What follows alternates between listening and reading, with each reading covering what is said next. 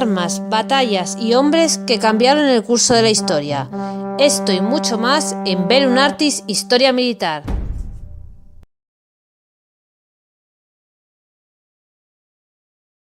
El mundo está experimentando profundos cambios no vistos en un siglo, pero el tiempo y la situación están a nuestro favor. Xi Jinping, presidente de la República Popular de China.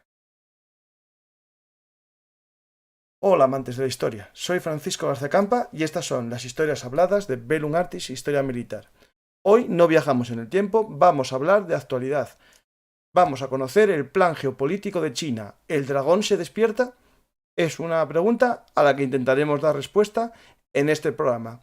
Pero antes, como siempre, recordaros que si os gustan nuestras historias habladas, nos podéis apoyar en nuestro sistema de micromecenazgo en patreon.com, en iVoox y en YouTube, para que no dependamos de la arbitrariedad de los sistemas de publicidad y también de las plataformas de podcast y vídeos. Muchas gracias a todos los que confiáis en Bellum Artis como un referente de historia militar y también últimamente de actualidad. Vamos a conocer de la mano de Jorge González Márquez un tema muy interesante y que está calentando el mar de China. Hola Jorge, ¿qué tal? Buenas. Vamos hoy a hablar de tu libro, bueno, de tu colibro, es decir, eres, digamos, uno de los autores de este libro que tengo en mis manos, El fuego en el horizonte, España en la nueva geopolítica mundial. Un libro, voy a citar a todos los autores, Pablo del Amo, Andrea Chamorro, Néstor Prieto, Ángel Marrades y, para finalizar, y sin quitar mérito, a Jorge González Márquez, que eres tú. Todos sois miembros de un canal, de un proyecto de divulgación, sobre todo de actualidad, que se llama Descifrando la Guerra, que es, bueno, puedo decir, amigo de Bellum Artis. Ya estuvo aquí hace poco Alejandro presentándonos su libro sobre la guerra de Ucrania, Camino a la Guerra, Camino hacia la Guerra, que también está publicado por Esfera de los Libros, y animo a la gente a ver ese programa con Alejandro sobre la guerra de Ucrania. Hoy no vamos a hablar de la guerra de Ucrania, sino de vuestro libro. ¿Me puedes dar una introducción de qué va el libro Fuego en el Horizonte, España en la nueva geopolítica mundial? Y después, Sí. después me haces una pregunta, la respuesta me la das. ¿Pintamos algo en la geopolítica mundial? Una pregunta sensible, sin lugar a dudas.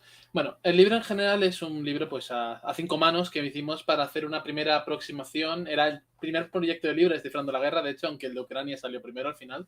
Era nuestro primer proyecto de libro. Y queríamos hacer un poco aproximación a distintos temas en áreas geográficas áreas geográficas que consideramos de relevancia para lo que es España y su posición en el mundo. Es por eso que hablamos sobre Europa por un lado, América Latina por otro, el Mediterráneo, que es mi capítulo, el Sahel y aparte como temático no regional la disputa entre Estados Unidos y China, que al fin y al cabo es la gran dinámica de este siglo y de todas sus consecuencias.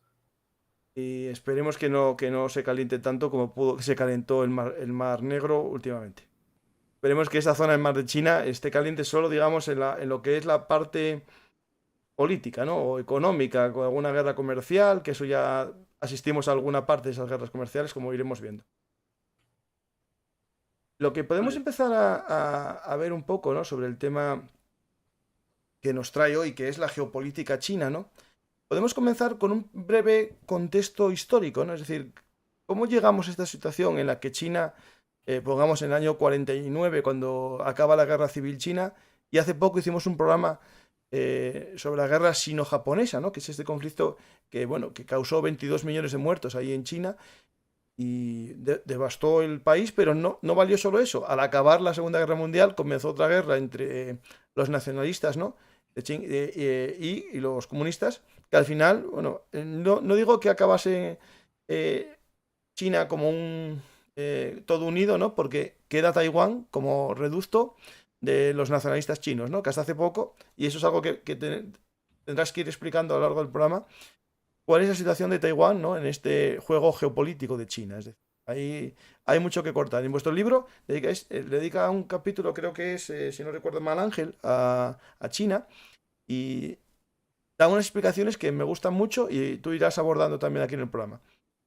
Pues otro día hablaremos, Jorge, si estás a gusto, te invito aquí a hablar también sobre el Mediterráneo, que está muy caliente también. Es decir, Sí, también, yo sin creo duda. que vivimos en un escenario que está muy caliente, pero todos los lados. Ciertamente se puede, nosotros se descifra más que seguimos más o menos todos los conflictos de manera habitual y tal, los distintos acontecimientos. Hemos visto como en los últimos 4 o 5 años ha habido una tendencia al alza en general en la situación, ¿no? Quiero decir, es en el mayor número de... la mayor tensión a nivel global, por así decirlo. Ujú. Pues empezamos un poco con el contexto histórico de China. ¿Cómo llegamos a esta situación? Es decir, ¿cómo pasamos de un país que dio el gran salto adelante, que era casi salir de la sociedad agrícola, vino la revolución cultural y después ya vino la conversión en una fábrica de manufacturas, ¿no? Para el mundo. Ha sido un proceso largo, complicado, que han tenido más muchas fases y distintos, por decirlo, directores de la obra, ¿no? Obviamente que destacar figuras como Deng Xiaoping y su papel que tuvieron a la hora de transformar la estructura de la sociedad y la economía chinas y cómo eso permitió el paso hacia el gigante que conocemos ahora mismo. Ujú. También hay que tener en cuenta, aunque ya centrándonos, porque al fin y al cabo quiero más o menos intentar centrarnos un poco más en lo que es la actualidad, ¿no? Porque al fin y al cabo hablar de China siempre hay que hacerlo mucho más divertido, ¿no? Estamos hablando de que a nivel, en un cierto sentido, China de alguna forma iba existiendo 4.000 años. Es un gigante histórico en cualquier posible sentido que se pueda atribuir a la palabra y además es algo que ha pasado por todo tipo de procesos. Pero ya centrándonos más en lo que es el último siglo y sobre todo en lo que son las últimas 2 décadas, que es quizá el gran momento que ha llevado China a la boca de todos, por así decirlo, generalmente China es la obra de varios, de nuestro último siglo, de varias figuras, de varios secretarios del Partido Comunista Chino que han llevado a cabo distintas aproximaciones a la posición geoestratégica que debe tener China en el mundo, su posición económica y cómo se debe plantear esta. Ya centrándonos en este siglo, podemos hablar principalmente de dos figuras, que son Hu Jintao, que llega al poder en el año 2002, si no recuerdo mal ahora mismo, y Xi Jinping, que es el actual mandatario chino desde el año 2012. Ujú. Anteriormente, bueno, con lo que sería el principio del siglo, tenemos otra figura más, que era Jiang Zemin, pero vamos a centrarnos simplemente en estas dos últimas por su mayor relevancia, especialmente a la hora de hablar del presente. Hu Jintao es una figura conocida primero por ser la que dirige el ascenso de China durante esa primera mitad del siglo, de lo que llamamos del siglo XXI, que tiene esa postura de lo que se llama el llamado ascenso pacífico, el desarrollo pacífico, que busca simplemente expandir la presencia de China a nivel global, lo que se en términos de poder blando, referido a términos de influencia política y poder económico, pero no en ámbitos de poder militar. Ujú. Y es durante su mandato, estos años 2002 a 2012, donde China empieza a crecer enormemente y proyectarse hacia otras regiones del mundo, especialmente América Latina y África, y ganar mucha influencia en estas regiones. Otro punto importante de Hu Jintao, que luego contrastará también un poco por distintos aspectos con su sucesor Xi Jinping, es que era una figura que, al contrario que Xi Jinping, no era una figura que destacara por su gran personalismo o por su gran papel individual dentro de la sociedad china, sino que era una especie, por así decirlo, de tecnócrata del partido y trataba de gestionar toda esta manera. Siempre se ha hablado cuando se hace estudios sobre soledad sobre un intento de concordia interna entre distintas facciones del partido y tratar de lo que ellos hablaban de la sociedad armoniosa, que fuese una sociedad libre de conflictos sociales y próspera. Era ese su ideal y su manera de plantear el futuro de China. Ujú. Es ahí con contraste sentido entre él y Xi Jinping. Una historia, bueno, un resumen que podríamos hablar aquí, a lo mejor, para entender la evolución de China, ¿no? Es que en los 80, que es cuando Estados Unidos un poco y Occidente ven en China un buen lugar para manufacturar, ¿no? Es decir, para hacer productos baratos, de baja calidad, ¿no? A un precio a lo mejor que Japón ya no hacía, porque Japón en su momento, Corea en su momento y gran parte de los tigres asiáticos hacían eso, eran los manufactureros de Occidente. En los 80 y 90 vieron que China podía ocupar ese lugar, ¿no? Ese lugar de manufactura barata. Después, en este periodo ya del 2000, como bien dices, China da el paso también a generar un mercado interno, ¿no? Que eso es muy importante a la hora de entender lo que vamos a ver, ¿no? En esta China la primera mitad del siglo XXI, ¿no? Es decir, un país que deja de ser la fábrica, no deja de ser, sino deja de ser solo la fábrica del mundo, comienza a tener un mercado interno y comienza también un proceso, ¿no? Que es lo que ellos quieren llamar los estándares chinos, ¿no? Que en el futuro se fabrique con estándares chinos, es decir, por convertirse en un diseñador de productos, en un ingeniero de productos, no solamente en los que aportan la mano de obra barata, ¿no? Eso es algo que se produce con este presidente y sobre todo con el actual, ¿no? Sí, de hecho está ese llamado programa Made in China Mm, 2025, que es este plan de estratégico de la República de China que fue anunciado, de hecho, por Li Keqiang, de hecho no... Y bueno, y en él se plantea como esa transformación de que China deja de ser la fábrica del mundo, ese concepto que habla de esa gran producción de bienes baratos y de baja calidad a menores costes de mano de obra, ¿no? Y pasar a hacer productos más de mayor valor en términos generales, ¿no? mm. Y que tiene esa idea de en 2025 pues incrementar, si no recuerdo mal, hasta el 70% el contenido de ciertos materiales producidos en China, centrado especialmente en campos de tecnología, industria farmacéutica, automotriz, aeroespacial, etcétera. Es interesante ese tema, ¿no? Porque al final, leyendo el libro vuestro, hay una reflexión que me parece muy interesante, antes de entrar ya en la actualidad más reciente.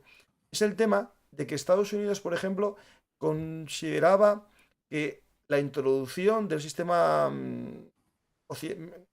mercantilista, capitalista, la globalización económica, haría que China, poco a poco, fuese también cogiendo la otra parte del sistema capitalista. Es decir, entra en el sistema de Bretton Woods, entra en el sistema del FMI, entra en el sistema del comercio internacional, que es parte de la triada, ¿no? Del sistema, digamos, capitalista, democracias liberales y las libertades individuales, ¿no? Ese sistema parece que China coge lo que le interesa y a Estados Unidos no le gusta eso, ¿no? Es decir, empieza una relación que era buena al principio. Esto, ya sé que no quieres meterte en historia, pero creo que es interesante que la gente entienda que en los 80 China y Estados Unidos tuvieron muy buena relación porque en el fondo ambos tenían mala relación con la URSS, ¿no? Pero aunque Sí. estemos hablando de China, que es comunista, su relación con la URSS fue muy mala en este periodo de los 80, ¿no? Sí, bueno, a partir de la muerte de Stalin, la relación Sí, entre sí. China y la URSS se había deteriorado considerablemente. De hecho, existe ese conflicto sino-soviético, ¿no? De esas, llega incluso esas escaramuzas en la frontera en los años 50, que llega, pues, es en general, perdón, en los 60, finales de los 60, de hecho, en la isla Zhenbao, si no recuerdo mal, en estos momentos, que es ese momento que hay, de hecho, un choque armado entre la Unión Ujú, Soviética y China y que es parte de toda esa ruptura que se produce a partir de la muerte de Stalin y que lleva pues a ese posterior acercamiento con Estados Unidos. ujú. Y de hecho, hay una cosa muy interesante que me gusta mucho, siempre me gustó, que Forrest Gump lo muestra, ¿no? Que es lo del ping-pong, ¿no? La que se llama la diplomacia del ping-pong. Porque cuando no había relaciones entre los dos países, usaron a jugadores de ping-pong para comenzar esa relación diplomática, que al final llevó a un viaje del presidente de Estados Unidos a China y de China a Estados Unidos. Y eso fue el comienzo de esta relación, ¿no? Una relación en la que Estados Unidos llevaba sus empresas para que fabricasen en China hasta que en el 2000, ¿no? Ven que el dragón chino comienza a despertar, ¿no? Al principio hay una buena relación, que es el tema, por ejemplo, en la época no recuerdo mal, del 11S, ambos tenían un enemigo común, que era la minoría fundamentalista islámica, ¿no? Ellos en la zona oriental de China. Al final hay una buena relación, pero viene el dinero, ¿no? Y viene al final lo que puedes dar unas pequeñas pinceladas, ¿no? El tema, por ejemplo, del anterior presidente, que los nombres se me dan muy mal, el que acabas de hablar de Hu Jintao. Hu Jintao, justo. Hu Jintao, no hay una rotura, digamos, porque todavía no quiere quitar, o aparenta no quiere quitar a Estados Unidos su hegemonía, ¿no? Es decir, voy a desarrollar mi país, pero no quiero discutir la primera plaza, ¿no? Y ahora sí, parece que la quieren discutir. A ver, siempre ha habido un poco de debate sobre cuál es como la visión que tiene China sobre sí misma en relación a su papel en la economía global. Pero desde luego hay una visión también de China como potencia que vuelve a recuperar el papel que considera central en Asia, siempre esa idea del imperio celestial, ¿no? Del ser el centro del mundo asiático y y cómo se traslada eso al mundo en general, Mm. como posible primera potencia. Hasta qué punto ciertamente no se puede negar que en China hay una visión en ese sentido y además sobre todo ahora con el mandato de Xi Jinping sí que se ha visto más evolucionar esa visión al respecto y también en los ámbitos que luego habrá que ver cómo se desarrolla específicamente en las próximas décadas porque ciertamente es evidente que la competición con Estados Unidos solo va a ir a más. Sí, sí. Veremos después ese tema. Hay una pregunta que hacen en el chat, pues el momento de esa competición que estamos hablando, que dice, tenía entendido que China era más financiera que industrial. Es decir, lo que quiere llegar a algún momento bueno, como comerciantes que son, porque siempre fue un pueblo muy comerciante China, a más que ser una fábrica, a empezar a invertir en otros países, a empezar a generar préstamos, sistemas bancarios. Eso lo está haciendo con muchos países africanos, ¿no? En general, China ha dado muchos préstamos para el desarrollo de infraestructuras dentro de ese gran marco de inversión que es la nueva ruta de la seda, el One Road, One Belt, y todos esos grandes proyectos de macroinversión. Aunque es importante destacar en este sentido que si bien esto ha sido muy importante durante la pasada década, el volumen de inversión en estas infraestructuras por parte de China en los últimos 3 4 años ha disminuido considerablemente. Mm. O sea, que se está desinflando un poco todo ese tema de la gran ruta de la seda con sus distintas variantes. Yo diría que sí, tal menos parece quizás sea también un poco parón en relación con el coronavirus, ¿no? Con la pandemia, es posible, pero y todavía es pronto para evaluarlo exactamente, pero parece que China está girando ligeramente sus prioridades y cómo quiere plantear las cosas. Claro, yo tengo aquí un mapa sobre las nuevas rutas de la seda. Tengo un programa que invito a la gente a escuchar. Lo grabé hace tiempo con un español que vive en Oriente. Ahora creo que está en Shanghái, me parece. Ahora estaba en Singapur. Ahora estaba viviendo en Singapur. Pero bueno, es conocedor de China. Estuvo viviendo y vive a caballo en China. Hicimos un programa que se llama La Nueva Ruta de la Seda, que está en formato podcast. Y invito a la gente a conocer un poco qué es eso de la ruta de la seda. Pero al resto que no lo conocen, ¿podrías explicar un poco qué es ese concepto de la ruta de la seda? Sí, claro. El gran proyecto del One Belt One Road o la nueva ruta de la seda tiene muchos nombres, se conoce de muchas maneras. Es también la iniciativa de la franja y las rutas. Nombres tiene muchos, en resumen. Es un gran proyecto de infraestructura global adoptado el año 2013 por el gobierno de la República Popular China para invertir en más de 70 países a lo largo del mundo para desarrollar generalmente grandes planes de infraestructuras beneficiosos para las empresas chinas y para su influencia en el mundo, en lo que llaman la estrategia de diplomacia de un país importante, que básicamente es el concepto que plantea Xi Jinping, que exige que China asuma un mayor papel de liderazgo en asuntos globales y ¿Mm? que tenga un mayor protagonismo en ciertas dinámicas que se están desarrollando. Y buena parte de esa dinámica ha sido ese desarrollo de infraestructuras, sobre todo en Asia y en África. Ujú. Pues vamos a comenzar. Yo creo que tenemos la ruta de la seda, esta que hay, una que es para mí la más importante en cuanto. Bueno, eso es algo que vamos a abrir el debate. Como europeo, ¿no? La más importante que nos parece es la que dirigiría Europa, ¿no? Es decir, la que podría ser por mar normalmente, ¿no? Y aquí voy a explicar un poco la ruta normal, que sería la que va por el mar de China, rodea Vietnam, se mete por Malasia, ¿no? Y después va hacia la India y ya tira el mar Rojo y ya Mediterráneo, ¿no? Esa sería la más importante para nosotros. Pero los chinos están dando mucha importancia y cada vez más al Pacífico, ¿no? Es decir, al Pacífico como su eje central. Sí, efectivamente. En muchos aspectos el Pacífico es evidentemente su zona de salida al mundo, ¿no? Es su costa entera, su proyección más inmediata es toda la región del Pacífico.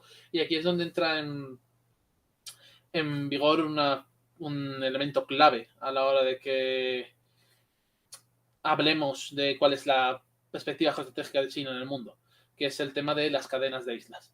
Ujú. China plantea que existen 2, 3, bueno, o quizá más, dependiendo de... Hay muchas teorías, ¿no? Pero como mínimo existen 2 grandes cadenas de islas que son particularmente importantes para China. Voy a ver si puedo pasarte la imagen para que la pongas por aquí.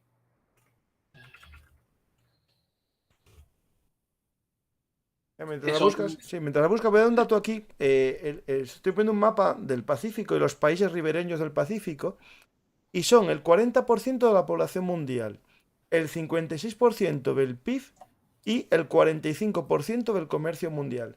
Por eso la importancia del Pacífico, ¿no? Cada vez más. De hecho, bueno, están Canadá, Estados Unidos, México, todos los países centroamericanos, casi todos. Está Ecuador, está Perú, está Chile, está Rusia, bueno, Vladivostok, ¿no? Está China, está Malasia, Vietnam, está Malasia, Singapur, Indonesia, Papúa, Tokio, Japón, perdona, Corea del Sur, Corea del Norte, Australia, estamos hablando de Nueva Zelanda, países muy potentes, muy grandes. Y ese es el nuevo foco. De hecho, algo claro, que a nosotros nos choca, ¿no? Como europeos y acostumbrados a que Europa siempre sea el centro, digamos, del mundo. Os voy a poner un mapa escolar chino en el que los niños chinos ven el mundo con China en el centro.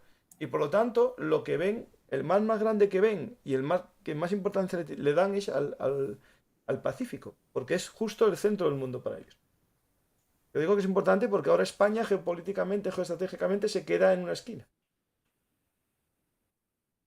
Ahí, Jorge, yo creo que es importante esa concepción, ¿no? De ver el Sí. mundo así, ¿no? Sí, evidente. Al fin y al cabo, siempre los mapas y cómo se proyectan y cómo se crean y cómo se enfocan siempre es una cuestión relevante para nosotros, ¿no? Por eso estamos tan acostumbrados también a esa versión generalmente del mapa que es con Europa en el centro.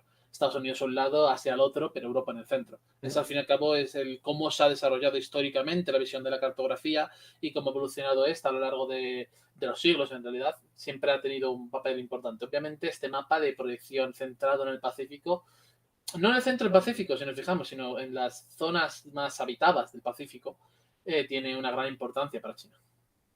Voy a poner el que me mandaste ahora, que estaba buscando en Sí. Telegram. Y...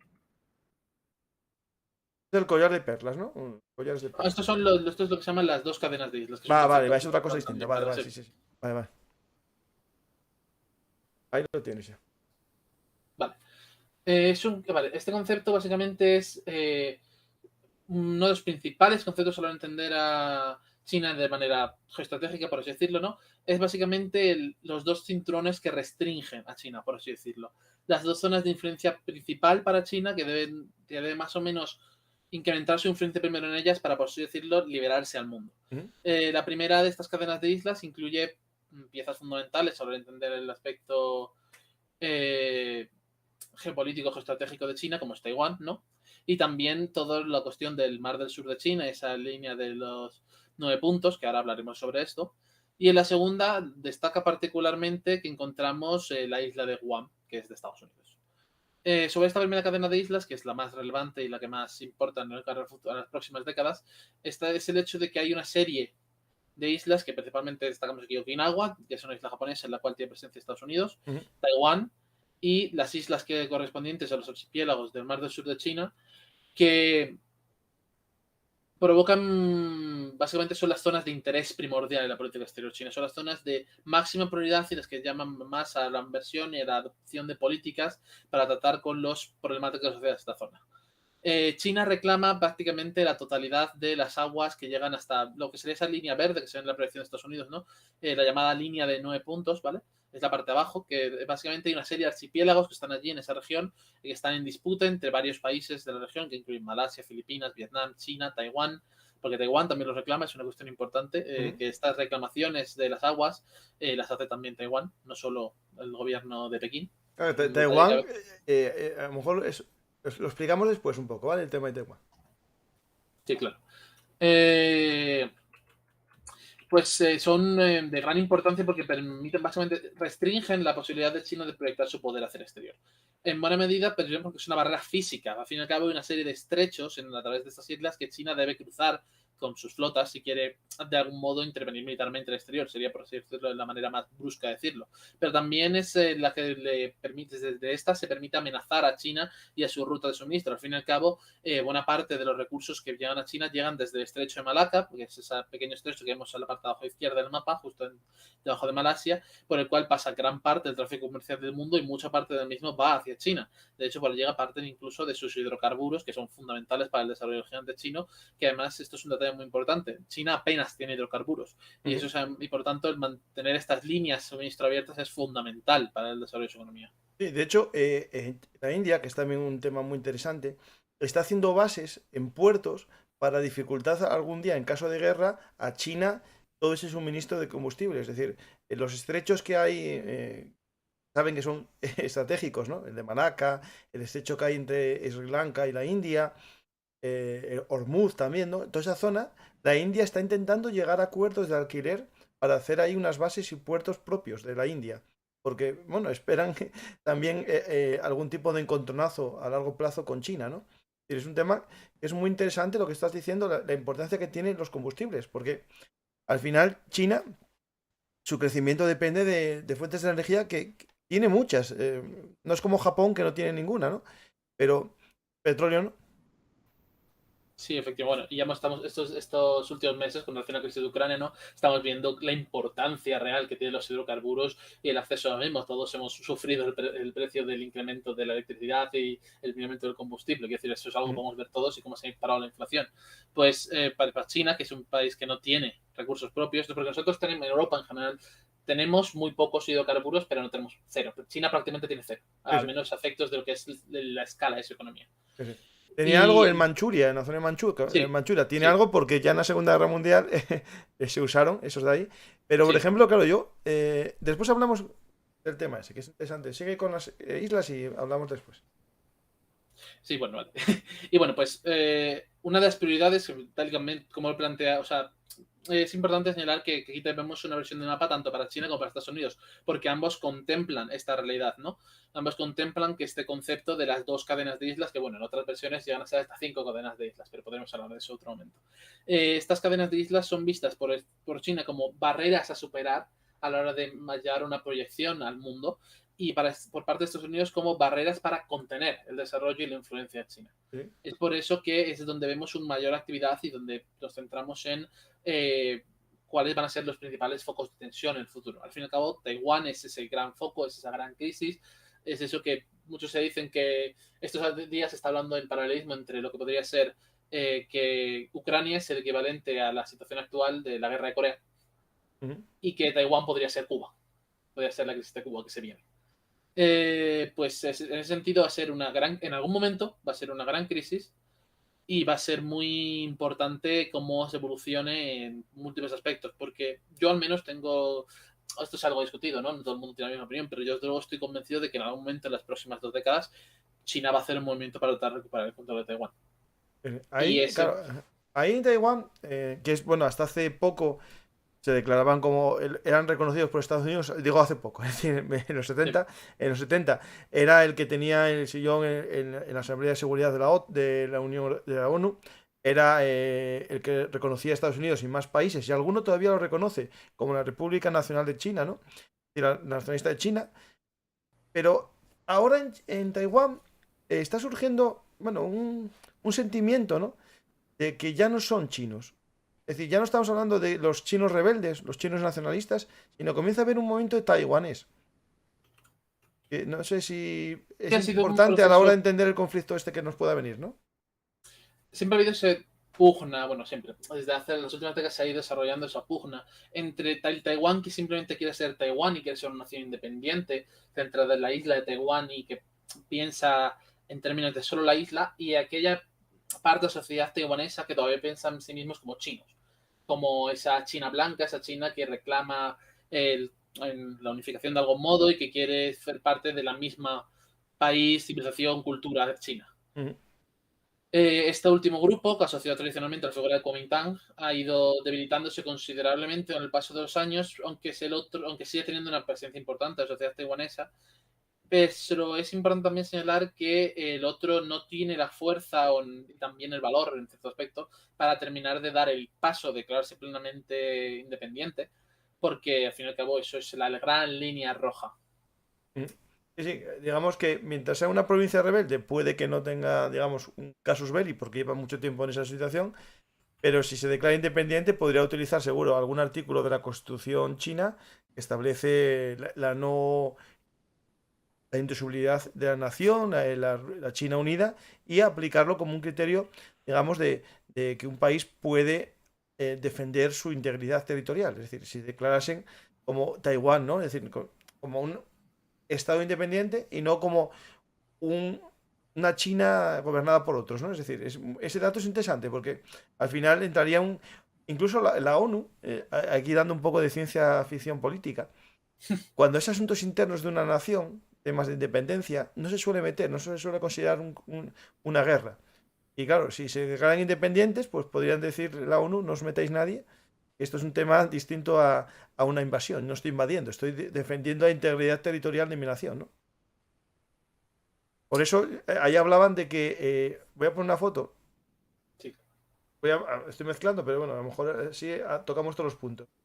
Voy a tocar una foto aquí de un personaje, bueno, que vemos todos, ¿no? A Putin y... Ahí, y sí, mira, ¿cómo se llama el nuevo? El nuevo presidente de China. Bueno, Xi Jinping, Xi Jinping, eso. Se me van todos los nombres. no te preocupes. Yo había descargado la foto. Bueno, aquí está. Es la foto de Putin y Jinping haciendo esa alianza que se hablaba, ¿no? Una alianza potente que, bueno, que al final se demostró en el tema de Ucrania que no era tan potente, por lo menos porque China hay un problema, ¿no? Que si permite o pone en tela de juicio la integridad territorial de una nación, la indisolubilidad de una nación que es Ucrania, por un movimiento secesionista, puede perder su derecho a atacar Taiwán en caso de independencia, ¿no? Digamos, su derecho, a ver si me entiendes, a ver si alguien me malinterpreta. Su argumentación de derecho. Es una cuestión siempre delicada, ¿no? Por al fin y al cabo, ¿cuándo es un país voy a poner otro ejemplo, pero voy a salirme un poco del más polémico que puede ser Taiwán, China, ¿no? Somalia y Somalilandia. El ¿Mm? trozo, el trozo que es Somalilandia, de Somalia, intentó terceramente reconocido como territorio de Somalia, pero de facto independiente desde hace 50 años, eh, es un país a todos efectos. Y de hecho tiene relaciones diplomáticas más o menos básicas con varios países, como los Estados Unidos o Kenia. ¿En qué momento puede ser reconocido como un país independiente? ¿Qué consecuencias tiene? Otro ejemplo, muy diferente también por contraste, pero siempre es interesante ver estas cosas. La República Turca del Norte de Chipre. El proceso de paz de la ONU es un fracaso contundente sin ningún tipo de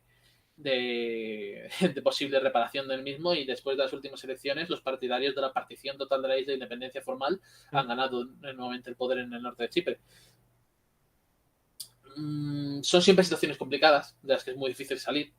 Muchas veces nos encontramos con procesos en la ONU, Taiwán no lo tiene, pero siempre hay algunos procesos, por ejemplo, o por otro ejemplo, la cuestión del Nagorno-Karabaj y de la solución del conflicto con Nagorno-Karabaj, que hemos visto como tras 20 años de proceso diplomático infructuoso acabó estallando una guerra, una segunda guerra en la cual Azerbaiyán impuso sus términos al verse vencedor del conflicto militar en el año 2020.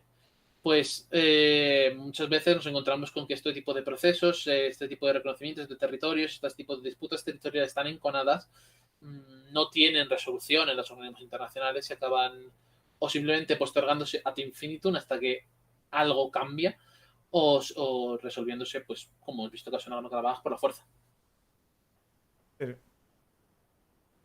Pues tenemos ya el tema de Taiwán mirado más o menos y tocado. Tenemos las islas, los anillos de islas. Y hablando de islas, hay un tema que son los collares de perlas. Sí, El collar sí. de perlas que tiene que ver más que en sí con esas líneas defensivas, ¿no? Esa línea o... Hay una pregunta que es interesante, ¿no? Cuando hablábamos de... Voy a poner de nuevo la foto de las dos líneas de islas, que te la iba a hacer en su momento y no te la hice.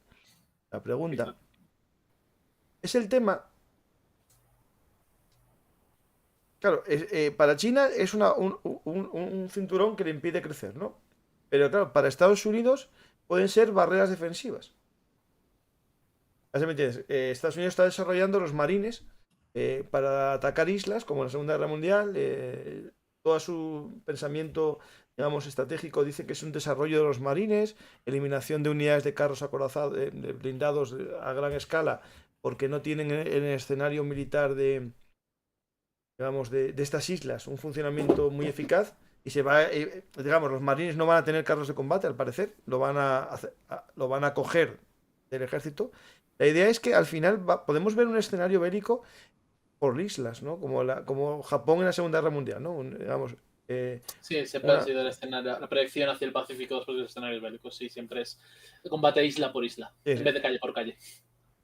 sí, sí. Pues ese tema, claro, y al final tiene que ver con un desarrollo que está haciendo actualmente China en el tema de la armada, ¿no? Es decir, China, voy a poner una foto muy espectacular que encontré. Está desarrollando muy potente submarina. Es decir, normalmente China era un ejército de infantería, un ejército a gran escala de casi millones, ¿no? De 1 millón de soldados o más.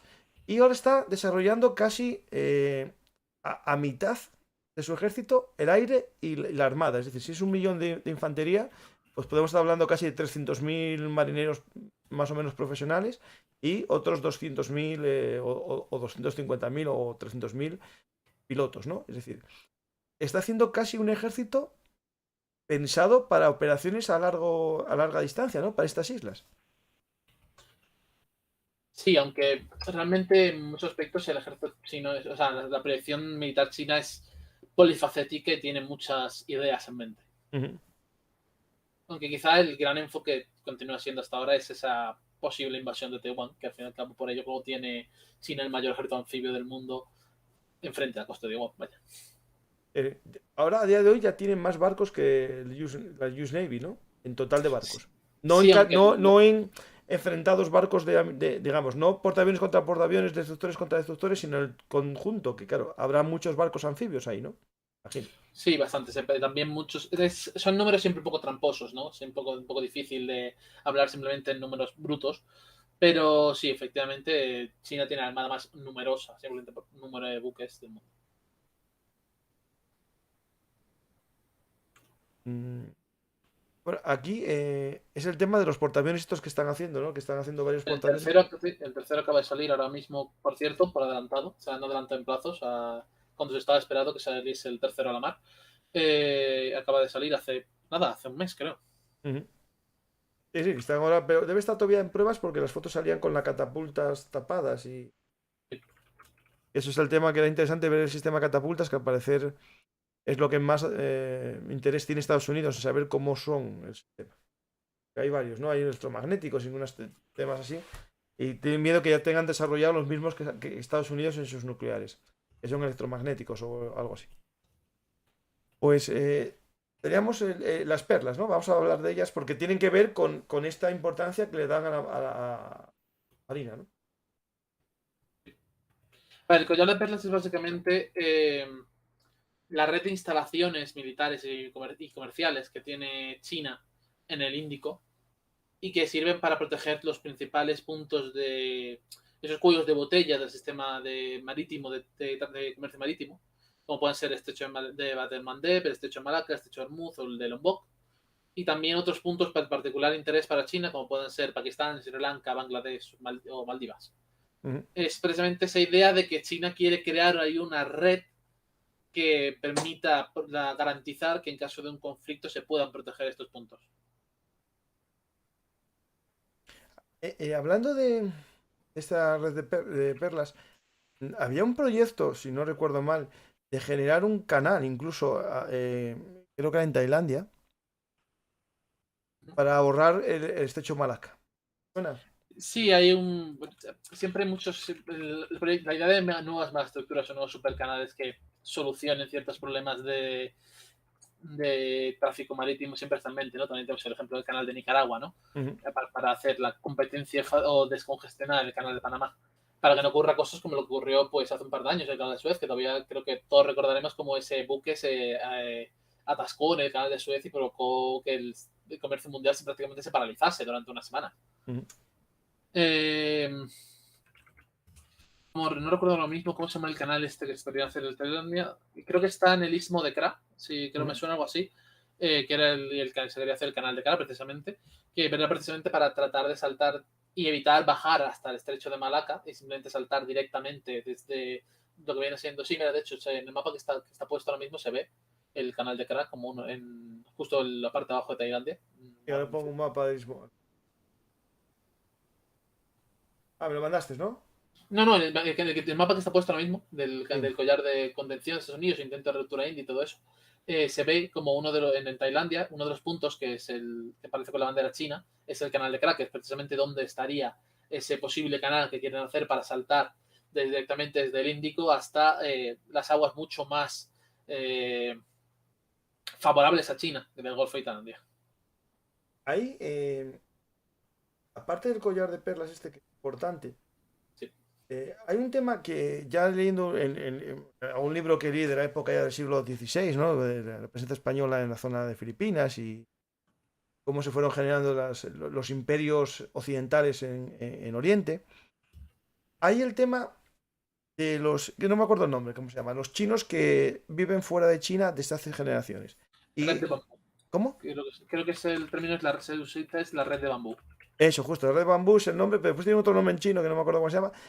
Son chinos culturales, es decir, no tienen ya nacionalidad china, tienen nacionalidad de cada país de la zona, ¿no? Filipinos, de Singapur o lo que sea, pero están generando, claro, vínculos económicos y, bueno, yo no digo ya políticos o diplomáticos, ¿no? En algunos sitios con China, es decir, rompiendo a lo mejor con la diplomacia tradicional de los países donde vivían, es decir, a lo mejor Tailandia, ¿no? Que, bueno, que no era muy comunista, era una monarquía tradicionalmente, sigue siéndolo, que oriente hacia China, a lo mejor tiene que ver también esa presencia, ¿no? De la red de bambú. De hecho, es muy importante eso de hablar tradicionalmente como gran parte del ascenso económico chino se debe a la red de bambú y a la presencia de estas élites chinas en toda la región, porque han facilitado mucho el desarrollo económico y comercial entre la China continental y todos sus países vecinos. Porque hay una red de contactos, una red de intercambio de conocimientos, intercambio de influencia política, intercambio de bienes, incluso en sentido más estricto, que está facilitada por la existencia de esta red de bambú. Y diría que además es esta comunidad empresarial transnacional, por llamarla de algún modo, tiene presencia en todos los países de la región, desde Birmania, Malasia, Indonesia, Tailandia, Vietnam, Filipinas, Singapur, en todas estas regiones, y por lo tanto ha sido fácil para China poder proyectarse hasta cierto punto en esto. Ha sido muy rápido para ellos en ese sentido. Pues tenemos estas naciones y preguntan por aquí, ¿no? Por ejemplo, el tema de Filipinas, ¿no? Que hasta hace poco, bueno, digamos, no digo que era una colonia, pero casi una colonia estadounidense. Y hay cierta atracción últimamente hacia China también, ¿no? Hay una tensión considerable dentro de Filipinas entre con qué bando posicionarse. También el propio caos de la política interna filipina a nivel nacional Sí, bueno, sí. Facilita este debate, ¿no? Y facilita esta tensión interna. Pero sí, hay desde luego facciones arduamente pro-chinas y arduamente anti-chinas en Filipinas.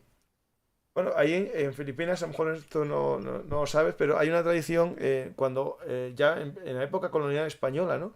Cuando las cosas iban mal, de masacre de la población china. Es decir, en Manila hay una gran masacre de chinos de la colonia comerciante porque como eran los ricos y no se habían, digamos, metido en la sociedad filipina, se les consideraba como culpables de las cosas que pasaban y cuando había algo mal, pues se les hacían como los progromos en Europa, ¿no? Es decir, esa forma de actuar en China, en Filipinas con en China pasó. Y ahí, claro, ahí me imagino que por eso hay las dos versiones, los que siguen con esa tradición y los que quieren acercarse a la mayor potencia que se ve en la zona, ¿no? Y hablando de Filipinas, entramos también en el famoso mar de... ¿cómo se llama? Los islotes estos. Las Spratly, justo, sí. Si puedes explicar un poco todo eso que está sucediendo justo en el mar que está rodeado por Filipinas, ¿no? Por Indonesia, por Vietnam y por China, ¿no? Es decir, hay más países por medio, pero esos son, digamos, los protagonistas en exclusiva casi de todo lo que está pasando en esos islotes. Sí, en general es una situación bastante complicada en muchos aspectos. Mira, voy a pasarte una imagen por Vale. aquí que puede ser interesante para compartir. Esto.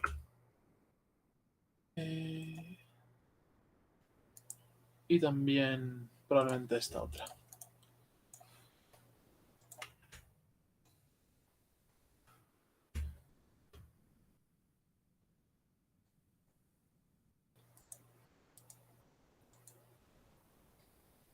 Las dos son lo mismo, o sea, que pongo Sí, cualquiera de más las o menos dos. lo mismo, Sí, simplemente sí. por Sí, cualquiera sí, de las no, dos. no, pongo las dos. No, no, pero primera cualquiera, me da igual. Vale, pues ahí vamos. Para que la gente se sitúe un poco. En el río este del mar del sur de la China, ¿no? Que es el nombre que los chinos dan. Y claro, y aquí entra el problema, ¿no? Porque las aguas internacionales, lo sabemos todos que hay unas millas que son las de un país. Y después está el problema de la plataforma continental, que es lo que aquí genera todo el cotarro, ¿no? Porque es donde están las riquezas. Sí, a ver, ahí básicamente hay tres grandes cuestiones por lo que importa aquí, ¿no? Las Spratly, primero hay unos recursos de se cree que hay unos recursos de hidrocarburos bastante notables que hace que todos los países de la región estén interesados en reclamarlas hasta cierto punto. En segundo lugar está el hecho de que están en el centro del mar del sur de China y dan una posición de ventaja, preponderancia y capacidad de proyección enormes a quien las domine y que te les dan además un control general sobre la región que es importante. Hay que también señalar a las Islas Paracel, algo más al norte, que han estado en disputa entre China y Vietnam. De hecho, en el año 74, si no estoy muy mal, hubo un conflicto limitado entre China y Vietnam, que fue por el control de este archipiélago. Creo que fue, sí, en el 74, 22 de 74, que hubo un enfrentamiento entre la flota de Vietnam del Sur y la flota china en la zona. Y que acabó precisamente con el control de facto de todo el archipiélago de las Paracel. Y de hecho, eso a día de hoy sigue siendo una disputa territorial entre ambas partes. Pero bueno, el principal foco actual de disputa, aunque las Paracel también tengan un papel relevante, es las de Spratly, que es porque al fin y al cabo, como podemos ver en este mapa, ahí las reclamaciones de todos los países de la zona se mezclan ahí, desde la línea 9 puntos China, con la de Filipinas, con las reclamaciones de Vietnam, de Brunei, de Malasia, tienes prácticamente ahí de todo. Y como esto pues, genera una serie de tensiones y una serie de jugadas diplomáticas muy sensibles, donde continuamente más vemos incidentes como el que barcos pesqueros de China o de otro país se embisten entre sí y entran en situaciones de cierta tensión entre unos y otros precisamente por esta razón. Es el aprovechamiento de recursos, esta reclamación de este territorio y este aprovechamiento y esta posibilidad de explorar esos posibles recursos submarinos que pueden ser de gran utilidad, especialmente para China, pero que en general también son útiles para cualquier país de la región. Sí, sí, claro, sobre todo Brunei, que tiene unos pozos petrolíferos en su costa que quiere que sean suyos, no que quiere que sean de China, lógico. Aquí en estos islotes, muchos de ellos son muy pequeños, es interesante la carrera de ingeniería que están haciendo los países para hacer aeropuertos, para hacer puertos, porque muchos de ellos tienen, bueno, corales y atolones que, bueno, pueden ser fácilmente, digamos, cubiertos, porque no hay mucha profundidad cerca del islote. Y eso permite que se hagan aeropuertos, ¿no? Sí, pero de hecho también China está haciendo un esfuerzo notable por ampliar estas islas y de hecho se habla mucho de estas islas artificiales sobre arrecifes que China está creando precisamente para crear instalaciones en muchas ocasiones militares para poder incrementar su proyección en la región. Sí, sí. Aquí viendo el mapa ese que me pasaste, es muy, muy gracioso, ¿no? Porque al final todo lo que es en sí de política y tal tiene elementos cómicos, ¿no? Es decir, un poco. Voy a poner un mapa y si vemos lo que China reclama, que es una línea aquí roja, me parece, casi le quita las aguas territoriales a Filipinas y a Brunei. Es decir, le mete tanto tajazo, Sí. digamos, coge y ala, 200 millas en línea recta desde Hong Kong hacia el sur. Y los demás se quedan con los 20. Ala, vamos, así es muy interesante, ¿no? Es decir, cómo coge el mapa, es cierto que tú tienes derecho a las 200 millas de plataforma continental, pero los demás países también. Entonces habría que llegar a un acuerdo y, bueno, 50 para ti, 50 para mí, pero no, China va al máximo. Es algo en el programa sobre Mavi Batán que hicimos con Lucas Martín, sobre... Realmente iba a decir que otro gran caso que hay Igual. de reclamaciones son los turcos. Sí, sí. Es que es lo mismo. Recomiendo a la gente que vea el programa Mavi Batán y es muy interesante porque es lo mismo que esto. ¿Cómo interpretan ellos el derecho internacional para su manera? ¿Y estos islotes pertenecieron alguna vez a China? Uf, es un tema delicado, ¿no? Es un tema complicado de plantear si realmente ha sido así o no. La reclamación tradicional por parte de China se basa en que en la dinastía Qing, en un mapa de la dinastía Qing, aparecía que estas islas estaban formando parte de los territorios chinos. Ahora bien, ¿cuán legítima es esa reclamación? Es un poco cuestionable. Porque hasta este mapa, que se publica por primera vez en diciembre de 1947, para que os hagamos una idea, hace alusión a una línea de 12 puntos, de hecho, no de 9, como se habla de ella en la actualidad. Y se utiliza como reclamación de todo este territorio, pero claro, es una reclamación histórica un tanto difícil y sobre todo disputada por todos los países vecinos. Y hablando de países vecinos, uno de los que está también metido en ese ajo, solo con un islote, voy a buscarlo, es Japón, ¿no? También no sale en estas imágenes, pero me suena que Japón está también metido en este lío por una derivación de Okinawa. Sí, la última isla que se respondería por Okinawa está dentro de la reclamación de la línea de 9 puntos de... Sí, ¿no? Sí. Pero por arriba, pero no. No, sí, para el norte, sí. Para el norte de Taiwán. Una cosa que preguntan en el chat es la relación con Japón. A ver, Japón está alineado en términos generales con Occidente, ¿no? Al fin y al cabo son los pocos países de Asia que han introducido sanciones a Rusia. Vamos a poner ejemplo ahí más 90, haciendo alusión a la gran noticia en aumento siempre, ¿no? Y la relación con China ha sido más bien antagónica a grandes rasgos. Ahora bien, Japón se encuentra también en disyuntiva de hasta qué punto puede permitirse antagonizar a China sin llegar a ponerse en una situación complicada. Y hay que ver también, por ejemplo, ahora mismo, recientemente hemos tenido con el nuevo gobierno japonés una publicación de una estrategia en la cual Japón se vuelca más hacia una posible protección de Taiwán en caso de que estalle un conflicto armado. Pero esto no siempre ha sido así y existe un debate muy vivo dentro de la sociedad japonesa a nivel político sobre todo, ¿no? Sobre si se debe ir a un conflicto con China, si va a ocurrir esto, si en qué condiciones se debe hacer, si realmente no sería mejor dar un giro drástico y acercarse a China, etcétera, etcétera, etcétera. Ahí, bueno, de hecho, Japón, si no recuerdo mal, cambió hasta el nombre del ministerio, ¿no? Que era como Ministerio, en broma, de la Paz, ¿no? Pero eran fuerzas, ¿no? O sea, Ministerio de Defensa, algo así. Y ahora ya es Ministerio como de Guerra, ¿no? Es decir, hay incluso un cambio constitucional para poder desarrollar un ejército más potente. Y creo que es muy interesante todo ese tema, porque hicistóricamente es verdad que Japón y China durante mucho tiempo estuvieron separados, pero sus relaciones no son buenas. Es decir, aquí hicimos un programa hace 4 días sobre la guerra sino-japonesa y el odio que puede almacenar el nacionalismo chino contra el nacionalismo japonés está ahí. Es decir, no lo veo fácil pasar a ser amigos. Es decir, complicado. Ciertamente no, es como un poco también eso entre Corea y el sur y Japón, ¿no? Siempre hay un cierto resquemor histórico con unas ciertas razones, ¿no? Al fin y al cabo, sobre todo, el Japón imperial no hizo muchos amigos, vamos a decir así, ¿no? El Japón imperial no hizo muchos amigos.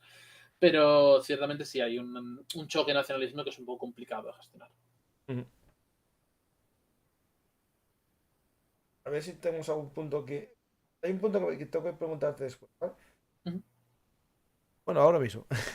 Adelante. Con Estados Unidos me preguntan en el chat el tema de la deuda, ¿no? Es decir, algo que sabemos todos y España lo sabemos perfectamente, es que China, gran parte de lo que ganó, ¿no? En el negocio de venta, ¿no? Lo está invirtiendo en deuda soberana, en deuda de estados, que al final, bueno, como Grecia, ¿no? Llega a darles parte del derecho del puerto del Pireo, ¿no? En compensación a la deuda, ¿no? Y muchos países africanos están sometiendo su país a un endeudamiento con China a cambio de infraestructuras, ¿no? A cambio de ferrocarril, a cambio de aeropuertos, también con el sistema ese de infraestructuras contra materias primas. Es decir, yo te doto en exclusiva de las materias primas de mi nación, sobre todo materias raras, ¿no? El coltán o carbón o lo que sea. Es decir, cualquier materia prima que yo tenga, te la vendo a un precio razonable, pero a cambio tú me das infraestructuras que se hacen incluso con mano de obra china. Es decir, es un tema que es muy interesante lo que está sucediendo en África, ¿no? Después hablamos de Estados Unidos. Pero esa deuda, ¿cómo juegan con la deuda soberana de los países? China siempre ha planteado de hacer inversiones, infraestructuras, siempre intentando crear puertos, ferrocarriles, carreteras, hospitales, todo tipo de grandes obras que requieren una inversión relativamente potente para países que no tienen realmente acceso a unos fondos tan grandes, aunque sí tienen unos grandes recursos que pueden otorgar en respuesta a eso. En Descifra, de hecho, tenemos en la web una serie de artículos llamado El tablero africano, en el cual hablamos precisamente de cómo todas las potencias realmente, no solo China, han hecho una serie de acciones en la última década para tratar de ganar acceso a estos recursos a cambio de las inversiones que hace el continente africano. Esto lo hemos visto por parte de China, por parte de Estados Unidos, de Rusia, de Japón, de India, de Corea del Sur. Hay, precisamente, la mayoría de los países hacen activamente esa práctica. De hecho, es algo llamativo, ¿no? Hablando un poco del conflicto este de Ucrania, que al final muestra los bandos que puede haber en este mundo, no digo bipolar, ¿no? Pero va a ser un mundo multipolar, un mundo en el que Estados Unidos ya no es hegemónico como tras la caída del muro de Berlín, ¿no? Y ahora volvemos a un mundo, a lo mejor bipolar, ¿no? Porque no va a ser, pero bueno, multipolar, ¿no? Es el tema de que África, visto así desde lejos, ¿no? Yo no soy un experto en la actualidad, pero parece que está abandonado por las potencias occidentales, ¿no? Es decir, Europa había invertido un dinero y bastante atención en el tema del Sahel, pero últimamente lo está abandonando, es decir, lo está abandonando en manos de Rusia y en manos de China, toda África. Es decir, no del todo, pero bueno, a ver, ahí es un tema interesante, es decir, hay países de estos que del Sahel que están gobernando o dieron un golpe de Estado, no me acuerdo cuál es, si Mauritania no, Níger, el que dio un golpe de Estado con apoyo ruso o con presencia de Rusia. Es complicado en general, ¿sabes? Precisamente has tocado uno de mis temas. Bueno, pues lo dejamos para el siguiente programa. Sí. Pero bueno, pero solo quiero ver un poco el tema ese, es decir, cómo África, Europa está, no sé, la política que tenía Europa, que era dar dinero, ¿no? Una especie de ayuda, bueno, dar dinero para que esos países saliesen de la pobreza. China lo hace de otra manera, lo hace, te doy dinero, pero a cambio de algo, es decir, materias primas. No como Europa, que al final era igual, ¿eh? Le quitábamos las materias primas. Rusia también, ¿eh? Rusia sí, también lo hace. También lo hace, sí, sí. Es que de hecho a Rusia, interesante, se lo hicieron a ellos. En los años 90, yo estoy leyendo un libro, Los hombres de Putin, que es una historia de los hombres del KGB que se fueron, digamos, apoderando de Rusia, ¿no? Bueno, ya era suya antes también, la URSS. Era el tema de alimentos por materias primas y energía. Básicamente, en los años 90, Rusia pues admitía dinero y sobre todo comida a cambio de carbón y petróleo y gas. Es algo que lo debieron aprender y dijeron, ahora lo hacemos nosotros también. Sí. De hecho, ahora sobre todo nosotros damos seguridad a cambio de que nos des acceso fácil a recursos de tu territorio, sobre todo explotaciones mineras. Y claro, ahí están los famosos Wagner y los demás en África, sí. Que justo mi tema de tesis, ¿sabes? Es muy... bueno, vale. Perfecto, entonces. ¿China tiene algo similar a ese sistema de seguridad? ¿Está creando bases en algún país o algo? No, solo es... No. Tiene ahí el proceso de China y su relación con la política de defensa y de cada su relación exterior es una cuestión delicada y que siempre surge mucho debate. La gran base extranjera de China es la base que tiene en Djibouti, tiene una base allí, en este país, en el Cuerno de África, ¿no? Tiene su base militar más importante extranjero, pero está siempre la teoría de que muchas instalaciones civiles que controla China en muchos países son de uso dual, cívico-militar. Y como esto puede ser aprovechado en algún momento por China en su beneficio en caso de que sea necesario de hacer una inversión más adelante para hacer esta transformación. Ahora mismo, además, tenemos otros dos temas recientes relacionados con la creación de bases militares chinas en el extranjero. Por un lado, el de la posible creación de una base militar de uso conjunto entre China y Camboya, lo diré, bueno, en el Golfo de Tailandia, y la posible creación de una base militar china en algún momento en las Islas Salomón después de la firma de un reciente acuerdo de cooperación en materia de defensa con este pequeño archipiélago del Pacífico. Ese pacto con las Islas Solomón fue el que enfadó mucho a Australia, ¿no? Sí, efectivamente. Porque Ya no ser verdaderas burradas en la prensa australiana. Sí.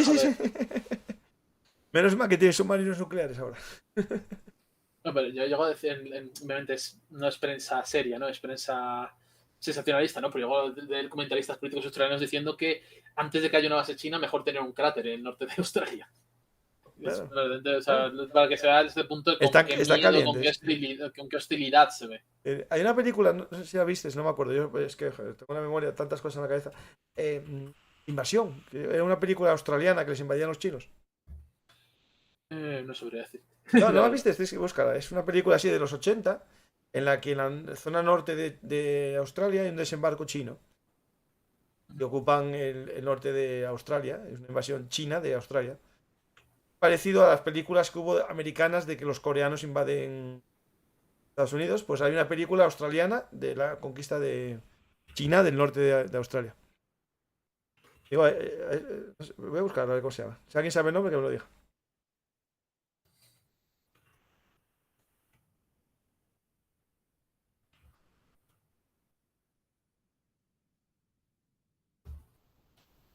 Mañana cuando la guerra empiece.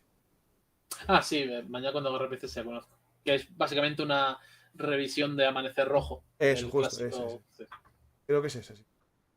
Que conste que no son chinos, son una coalición de países éticos encabezada por China. Es un matiz Bueno, importante. no, pues peor todavía, porque es el futuro, ya está Camboya. Claro, a ver, llegará un momento, claro, que China lo que va a generar es una red de países aliados. Ahí, el que es interesante porque a veces la historia nos puede dar lecciones, ¿no? de futuro. Es el tema de Vietnam, ¿no? Vietnam, a todos nos viene a la cabeza la guerra contra Estados Unidos, ¿no? Pero lo que muy poca gente conoce es la guerra vietnamita-china, es decir, la chino-vietnamita, en la que a los 2 años o 3 de acabar la guerra de Vietnam, los chinos invadieron Vietnam. Bueno, lo intentaron. Sí, en el contexto del conflicto entre Vietnam y la Kampuchea. En la Kampuchea, justo, sí. Pues es interesante, ¿no? Porque al final a lo mejor podemos ver las tornas cambiar y que Vietnam sea un aliado fiel de Estados Unidos. Si por Vietnam fuera, Vietnam siempre está en el dilema de que si por Vietnam fuera, ellos querrían ser aliados de los rusos. Es lo que he intentado siempre Sí, diplomáticamente. claro, como la vida, como antes. Tienen una buena relación. Al fin y al cabo, en Vietnam había una base de inteligencia rusa. Sí, y pilotos también. Y demás. Y a ellos les gustaría seguir teniendo, pero claro, está el problema de que los rusos no son la Unión Soviética y no tienen la capacidad de proyección y alcance como para establecerse sólidamente en una posición como Vietnam. Así que tienen que entrar, por tanto, se encuentra la sensación de que ante la amenaza del gigante chino tienen que recurrir a Estados Unidos con cercanía, algo que no hace mucha gracia al nacionalismo chino, vamos a ponerlo al nacionalismo vietnamita, y ha producido, hay problemas internos considerables en ese sentido en Vietnam, porque su posición es incómoda en términos generales. Pues sí. Ahora vamos ya a Estados Unidos, ya que hablamos de Estados Unidos y la posible relación con Vietnam. Es el tema que preguntaban antes, y vuelvo atrás, lo de la deuda, ¿no? Es decir, Estados Unidos está muy pillado por la deuda china y puede ser una herramienta que use China contra Estados Unidos. China es el segundo creador extranjero de Estados Unidos. Aproximadamente, si no recuerdo mal, aunque estos datos los tengo viejos, ¿vale? Así que no tiene por qué ser necesariamente de la actualidad. Si no recuerdo mal, de la deuda pública estadounidense, el 38% tenían países extranjeros, siendo el primero Japón y el segundo China, muy cerca. El 16% Reserva Federal y el 46% proveedores privados varios. Y sí, efectivamente es una cantidad considerable, pero no es tan catastrófica como se trata de pintar a veces. No es que China tenga toda deuda de Estados Unidos, ni mucho menos. Tiene un porcentaje importante, creo que son algo más de $1 billón, que obviamente es una enorme cantidad de dinero, ¿no? Pero quiero decir que no es un dominio total de economía estadounidense en ese sentido. Sí. En una pregunta que hacen, que más o menos puedo yo explicarla, dicen, si Australia es atacada, le defiende la Commonwealth, es decir, Inglaterra. Ahí juego yo una pregunta. Ya no me acuerdo, porque ya son tantos las siglas, la de Australia, Nueva Zelanda, Estados Unidos, ACFA, o ACFA. Un tratado que hay con unas siglas. Espera. El AUKUS. El AUKUS, eso, justo, sí. Vale. Explican un poco porque es muy interesante y tiene que ver con juegos que afectaron a España, ¿no? Por ejemplo, el hecho de que el submarino español que se iba a hacer se dejase y se metiese en los submarinos nucleares americanos, porque los americanos quieren que Australia tenga submarinos dando vueltas por el mar de China y mucho tiempo, ¿no? Mejor un nuclear. También tiene que ver con unos barcos que España iba a vender y los británicos se metieron por medio con un tipo de fragatas propios. Es decir, todo ese tema tiene que ver con estas siglas, ¿no? A ver, el AUKUS es esta alianza que se anuncia públicamente en septiembre de 2021, ¿no? Que es entre Australia, Reino Unido y Estados Unidos. Es supuestamente una alianza militar estratégica. El principal asunto que tuvimos con el anuncio del AUKUS fue este anuncio de que Australia adquiriría submarinos de propulsión nuclear y que suspendería el acuerdo que tenía con Francia para la producción de submarinos. Algo que Francia se tomó muy mal, porque no se lo habían anunciado propiamente, o eso afirmaron públicamente los franceses, Sí, sí. diciendo, bueno, llamaron, creo que fue más un comentario del ministro de Exteriores francés, fue bastante contundente, algo así como, de las ratas de los ingleses me lo esperaba, pero de Estados Unidos no. Algo así. Y fue un comentario bastante fuerte en ese sentido. No, es que me acuerdo de esa frase y de alguna más que eran parecidas. El tema, claro, de los submarinos es que estaban vendidos, es decir, te tiraron para atrás el contrato, ¿no? Buscaría alguna cláusula o algo, o alguna penalización Sí, pero aunque encontraría. tuvieron que pagar Sí, los ¿no? Claro. australianos considerablemente por eso. Sí, sí. Pues eso tiene que ver mucho con ese sistema de defensa que estamos hablando. Es decir, de hecho, el portaaviones británico, este que hicieron de 2 torres, 2 torretas, lo llevaron al mar de China a dar una vuelta con los americanos. Espera, a ver si lo encuentro, ¿eh?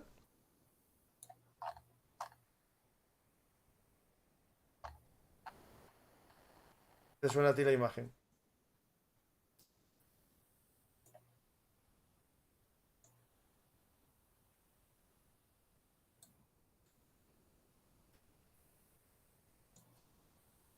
Aquí.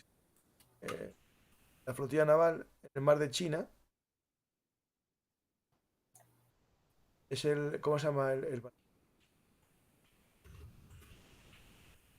no me acuerdo el nombre. Espera, ¿eh? ¿Te acuerdas tú el portaaviones? El Queen Elizabeth, ¿no? Sí, creo que sí. Este está aquí en el mar de China con su gemelo. Fueron también todos. Pero es importante, ¿no? Porque al final esa proyección británica en un área que está fuera, digamos, lejos de su zona de interés, salvo por Nueva Zelanda y Australia, ¿no? Sí. Es En como. general, la zona de proyección de interés de Reino Unido es extraña en muchos aspectos, ¿no? Ellos siguen planteando ese Reino Unido global, ese intento de proyección global, ambicioso sin duda, pero en mi opinión poco realista. Cuando ni siquiera el Reino Unido ha sido capaz de mantener su influencia de manera más o menos sólida en África. O sea, no ha hecho, por ejemplo, como Francia, que siguen teniendo que mantener una influencia más o menos duradera en su antiguo imperio colonial, los países africanos del antiguo imperio colonial, aunque ahora esté perdiendo totalmente la batalla contra los rusos, pero lo ha intentado. El Reino Unido nunca, no ha hecho el esfuerzo siquiera y su proyección siempre ha sido algo más problemática y mucho más basada en la ventaja idiomática del inglés que en otros elementos. Sí, sí, sí. Digamos, incluso más lo financiero que lo que sería el comercio o la obtención de materias primas que necesitas a lo mejor un control del territorio. Financiero, que es la City, ¿no? Sí, Es sí, más fluida, ¿no? Más posible de ir a países en los que no tengas una presencia, digamos, militar potente. sí. Claro, ahí es que al final estamos centrando mucho, bueno, por desgracia, ¿no? El ojo, ¿no? En lo que está pasando en Ucrania, pero se nos olvida lo que está pasando en el resto del mundo, que hay una lucha geopolítica muy potente en la que elementos, por ejemplo, los programas que hice sobre Ucrania, hablábamos un poco de que Rusia se podía cerrar, ¿no? A futuro hacia Oriente, ¿no? Es decir, tirar todo su comercio hacia China y asegurar a China, que eso ya lo tenían previsto, ¿no? Estamos en el tema chino, el tema de los gasoductos que se iban a hacer de Rusia a China, ¿no? Sí. Lo digo porque tiene que ver con todo este lucha de cambios, ¿no? De que estamos yendo a un mundo en el que podamos ver un enfrentamiento de bloques, ¿no? Y al final Rusia se va a orientar por gusto y por obligación, ¿no? Lo más seguro que hacia China, ¿no? Sí, aunque con reticencia y dificultades, porque al fin y al cabo Rusia no pretende ser el socio junior de nadie. No, no, claro, Rusia, que sería un segundón. sí, Rusia pretende mantenerse como un bloque independiente en la medida de lo posible. Tratar de no intentar hacer lo que ellos intentaron hacer con China, ¿no? Que siempre intentaban que fuese su segundo hasta la que muerte de Stalin, ¿no? Antes de esa ruptura. Pero sí, precisamente Rusia quiere ver como maniobra para tratar de liberarse de eso. Tenemos algo más que aportar, pero sobre el plan geopolítico es interesante que hay ese plan, ¿no? Ese plan 2049, bueno, podemos decir 2050, que en el libro vuestro dais unas fases, que las voy a leer yo aquí, porque tiene que ver un poco con la economía y con la geopolítica, ¿no? Que es la fase primera, 2015-2025, Made in China, 2025, convertirse en una de las potencias manufactureras más fuertes del mundo. Ahí están bien, ya van quedando para adelante. El COVID les está haciendo daño, bastante. Bueno, van. Fase 2, 2026-2035, China Standards 2035. Ascenso a nivel intermedio entre las potencias manufactureras del mundo. Fase 3, 2035-2049. Convertirse en el primer fabricante del mundo. Esto sería un poco el diseño, ¿no? Pero bueno, el fabricante ya están en muchos productos los primeros, ¿no? Sí, muchos sí. Desde luego es una cuestión. Desde luego las ambiciones chinas en el ámbito económico son enormes. Bueno, claro, en población solo compite con la India. Sí, efectivamente. Es el único que le puede hacer sombra, digamos, en competencia poblacional es la India, pero la India va un poco más retardada en lo que se, digamos, el crecimiento económico, ¿no? Sí, aunque sobre todo, y sobre todo el gran problema que tiene es que a nivel político y social es enormemente diversa y compleja, mucho más que China. En el sentido que en China, a pesar de que no quiero decir que China no sea compleja internamente, ¿no? Pues lo es. Pero hay una clara mayoría Han en torno a la cual se construye el Estado chino. En India no hay nada parecido. En India hay una variedad étnica, una dificultad religiosa enorme que hace que sea complicado es generar su cuestión. Sí, sí, sí.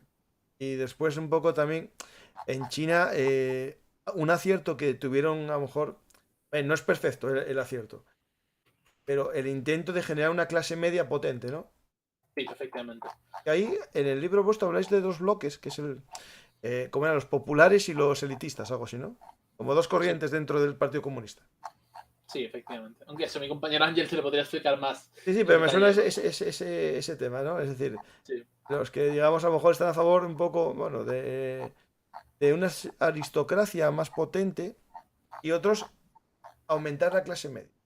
Claro, al final, si China consigue una clase media de 400 millones de personas, el consumo interno que generaría eso sería increíble. Sí, sin duda. De hecho, en buena medida ya está en marcha, es un proceso que es un proceso que está muy vivo en ese sentido y que es importante ver cómo evoluciona en los próximos años. Uh-huh. Y hablamos mucho de geopolítica, ¿no? Y todo esto, pero y de China internamente, porque claro, aquí hablamos de China, 1.300 millones, depende de las estadísticas, no están muy claras, 1.300 millones, casi la mitad de la población, o un poco más, vive en la costa, digo la costa, a ver si me entiendes, las provincias más o menos costeras, y el resto, pues bueno, digamos, están siendo un poco no olvidados, porque hay desarrollos, ¿no? Hay intentos del gobierno de desarrollo, pero eso le puede generar a China algún problema a un medio plazo, es decir, la diferencia de vida dentro de un partido, de un estado supuestamente comunista en el que todos son iguales. Bueno, Digo supuestamente, ¿no? Ya. Sí, no, sí, quiero decir, es como los matices son importantes en ese sentido, ¿no? Quiero decir, la sociedad china tiene muy poco de comunista. No. Un país, dos sistemas. Sí. Y bueno, también es la referencia de eso a Hong Kong y cómo ha cambiado todo también en los últimos años, ¿no? Desde esa revuelta de Hong Kong y la supresión de la misma que tuvimos hace... ¿Cómo pasa el tiempo, por otra parte, no? Creo que fue ya en el año 2019 y todos los procesos de cambio que se han producido dentro de la propia región de Hong Kong desde entonces. Ahí es verdad, hablando de eso, por ejemplo, de Tiananmen hablamos y tal. ¿Hay algún, digamos, miedo interno a algún tipo de revuelta? Es decir, algo que puede pasar, es decir, que a la gente no le aseguran un nivel de vida como el que parece que están teniendo, eso puede llevar o sea, tienen un miedo a algún tipo de revolución Sin interna. ningún tipo de duda, el gobierno chino tiene un miedo enorme a que, primero, que se repiten los errores de la URSS y se produzca cualquier tipo de colapso. Y segundo, a romper el pacto social de la protección no protesta. Aparte, no hay, los medios de protesta en China son escasos y más centrados en cuestiones locales que en cualquier otra cosa. No, desde luego, no en una búsqueda de un cambio de gobierno general, de ningún modo. A cambio de ese progreso económico. O sea, hay un acuerdo, por así decirlo, está ese contrato social de nosotros garantizamos que sigue el progreso económico. Puede haber vaivenes, ¿no? Es decir, se acepta un cierto grado de alteración, depende, porque no, al fin y al cabo se comprende que no todo puede ser siempre perfecto, ¿no? Ujú. Pero o sea, hay ese contrato social entre la población china y el gobierno de nosotros damos crecimiento económico y seguridad y estabilidad a cambio de que nos permitáis todas las seguridades de ser un gobierno autocrático y demás. Sí. Básicamente, es decir, os aseguramos el pan, os aseguramos el Huawei y el Xiaomi y las libertades políticas dejarlo para otro, que es básicamente lo que a Estados Unidos le alejó de China. Es decir, hubo un momento, y pasó con Rusia también, y con Rusia en esos años 90, ¿no? En la caída de muro, Yeltsin, hubo como un flirteo interesante, ¿no? O apasionado entre Estados Unidos y Rusia, en el que, bueno, incluso mandaron a teóricos liberales para enseñar la economía capitalista, incluso los principios democráticos a Yeltsin y tal. Y después, bueno, llegó otra forma de ver el sistema ruso, ¿no? En China algo pasó también, algo así, porque me suena que gente liberal, con visiones económicas liberales y políticas existieron, en Tiananmen se vio, pero parece que quedaron acallados por la bonanza económica. Es decir, yo como y tal, no me preocupo mucho de la política. Pero también se vio en países como España, ¿no? Que al final un desarrollo económico genera una clase media y esa clase media quiere libertad. No, a ver, no libertad, a ver si me entiendes. Teóricamente democrática europea, pero sí participación en la vida política, ¿no? Porque si yo pago impuestos o si gano mi dinero y tal, pues eso. Pero sí, pero lo cierto es que desde Occidente no lo vemos tan claramente, ¿no? Pero hay una participación en la vida política por parte de... Quiero decir, es un sistema de partido único, sin ningún tipo de duda. Pero puedes Pero participar dentro del partido único, sí, justo. dentro, a nivel local y a nivel regional sí que hay participación por parte de la sociedad. De hecho, es una estructura enorme. Hay que tener en cuenta que, si no recuerdo mal, el Partido Comunista Chino tiene más de 100 millones de afiliados. Sí, y por ahí Es sí. una verdadera barbaridad. Es decir, hay más afiliados que más del doble de la población de España. Estamos hablando de sus términos. Y por tanto sí que hay una participación más activa por parte de la población, que más es de cierto modo más voluntaria, menos pasiva, en el sentido de muchas veces es, ya sabes, ¿no? Al fin y al cabo, incluso el votar a veces llega a ser una cuestión más pasiva, simplemente pues de vez en cuando vamos a las urnas Sí, bueno, y sí. votamos lo que sea más o menos conveniente según nuestras propias tendencias, ¿no? Pero De hecho, sobre Xi Jinping, fue gobernador en una región, ¿no? Y para dar su salto, digamos, bueno, en la política interna, hizo una campaña en contra de la corrupción y se sí, puso mano dura. Al final es porque hay ciertos sistemas electivos. Es decir, si tú te preocupa mucho la opinión interna de tu provincia, es porque de alguna manera en este sistema de elección dentro del Partido Comunista existen bloques y hablamos de ellos. Eso es cierto. Y claro, el problema es que si va bien la economía y la economía va bien China, ¿cuánto necesita para crecer? es una pregunta mágica. No, No porque creo. España con un 2% tirábamos voladores y China creo que es el 10 o el 12 o el 15 o algo así. No me atrevo a decirte una respuesta Sí, clara. pero que no es los mismos estándares, ¿me entiendes? Es algo así, ¿no? Eso, no estoy Sí, confundido, ¿no? sí. Entonces, el estándar, desde luego, es mayor que el nuestro. Eso, justo. Y cuando hay un decrecimiento de... Bueno, por ejemplo, aquí en el COVID, ¿no? España cayó un 16 o por ahí. Salvo en televisión española que hacían un corte en la gráfica, pero bueno, cayó un 18. Y China aumentaba el 8. Pero claro, para China aumentar un 8 cuando estaba acostumbrado al 16 o al 20 es también un decrecimiento, ¿no? Sí, desde luego es un decrecimiento. Y se nota, ¿no? Se nota en la sociedad china y, por supuesto, siempre está la duda de hasta qué punto son ciertas las cifras y no era algo más duro. Siempre es difícil decir, ¿no? Una cosa que mencionabas antes que es interesante es en general cómo Xi Jinping ha utilizado la anticorrupción y las campañas masivas anticorrupción. De hecho, se ha detenido a más de 1 millón de personas por cargos relacionados con corrupción desde que llegó al poder en China. Se dice pronto, 1 millón de personas. Son muchas personas. Que se ha hablado precisamente que la mayor purga desde tiempos de Mao. Y como esto le ha granjeado una enorme popularidad entre la población china. Porque ha sido una campaña bastante efectiva, al menos sobre el papel. Esto es algo importante, más y que algo que debes entender a la hora de plantear la figura de Xi Jinping, porque al fin y al cabo Xi Jinping está considerado el tercer gran líder chino, se ha consagrado como tal en sus documentos del partido y como su pensamiento está puesto a la altura técnica de Mao, a la hora de ser planteado dentro de la logística teórica del partido y de la sociedad china en general. Y también eso tiene el papel general que ha tenido en esa sociedad, la sociedad y el que seguirá teniendo en adelante, porque todavía queda Xi Jinping para rato. Claro, el sistema que es como electivo por X años repetitivo y hay un límite de mandatos o no. A ver, hasta recientemente había un límite de 2 mandatos para los secretarios generales del Comité Central del Partido. Eso que me sonaba. El sistema institucional chino es complicado en términos generales. Pero bueno, eso de mencionar, pero sí, la idea era que había básicamente 2 mandatos de 4 años para los secretarios generales del Comité Central del Partido, pero esto ha sido removido y para permitir que Xi Jinping continúe otro mandato más. Voy a dejar un momento a ver si hay alguna pregunta y voy a mirar yo alguna pregunta que haya por ahí, ¿vale? Claro. Dicen aquí que los submarinos nucleares tardarían hasta el 2040 en llegar estos nucleares a Australia. Pues... Sí, no va a ser un proceso rápido. No sé si hasta 2040, no conozco el plazo exactamente, pero desde luego no va a ser un proceso rápido. Décadas. Sí, sí, estoy viéndolo. Vale, espera.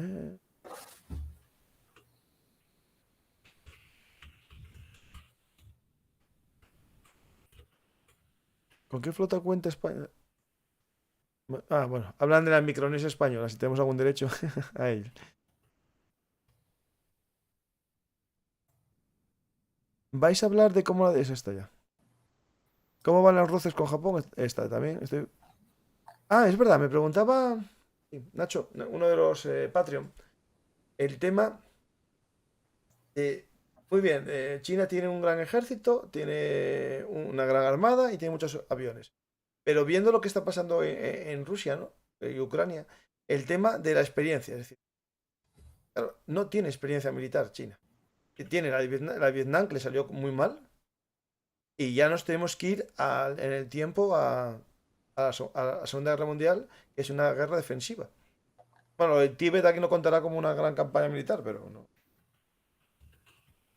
Efectivamente, tiene una importantísima carencia de experiencia el ejército chino, más allá de ejércitos de ejercicios varios, pero sí, es una cuestión de preocupación importante.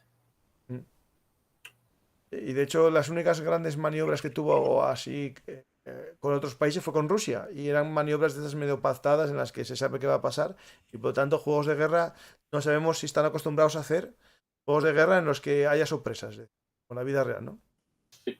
Bueno, en la guerra de Corea participó parte del ejército chino, sí, es cierto, sí. Sí, pero así sigue siendo décadas desde el último conflicto grande. Sí. Muchas décadas. Sí. Sí, de hecho fue el gran empujón, pero le salió mal porque el contraataque americano casi los llevó a la frontera con China. Sí. O sea que tampoco nos vale como referencia. No, pero fue un rifirrafe de 3 años. Esperemos que Ucrania sea un poco más breve, aunque sea, al menos esperar eso. Sí, no, pero largo va a ser, ya te digo yo. Pues a ver si hay alguna pregunta más de las más de 100 personas que están por ahí. ¿Los servicios de inteligencia chinos son relevantes, intransigentes, mediocres o algo a tomar con pinzas? En lo que se refiere a la recolección de inteligencia, se habla de que son probablemente el mejor servicio de inteligencia del mundo. Solamente en el ámbito de la recolección de inteligencia. En el ámbito de llevar a cabo operaciones o cualquier tipo de cosas, entonces ya es muy diferente. Pero a la hora de la recolección de inteligencia se dice que es el que tiene la red más amplia del mundo. Bueno, seguro que mi teléfono me está espiando ahora mismo.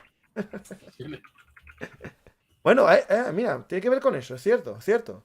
La polémica del 5G de Huawei y toda la prohibición de Estados Unidos de que haya componentes electrónicos chinos en los ordenadores del gobierno. Ujú. Tiene que ver con esto, es decir, ¿no? Es decir, está claro. Sí, desde luego hay una gran desconfianza hacia las empresas chinas y hacia cuánta influencia y control tiene el gobierno chino en relación a estas. En el caso de Xiaomi, la diferencia que hubo, por ejemplo, Xiaomi frente a Mi o frente a otras marcas, Huawei, perdona, frente a Xiaomi o Mi o otras marcas, ¿por qué digamos, el gobierno americano le dio tan fuerte a Huawei? Es decir, porque me parece que hay algo ahí geopolítico importante. Aparte del 5G, que me parece importante el tema de que era el que iba a poner 5G en casi todo el mundo. Siempre es una cuestión, digo, hay una carrera por las por las nuevas tecnologías, ¿no? Es una carrera continua, son nuevas. Obviamente ya, el 5G ya no es una nueva tecnología en realidad, es una tecnología del presente.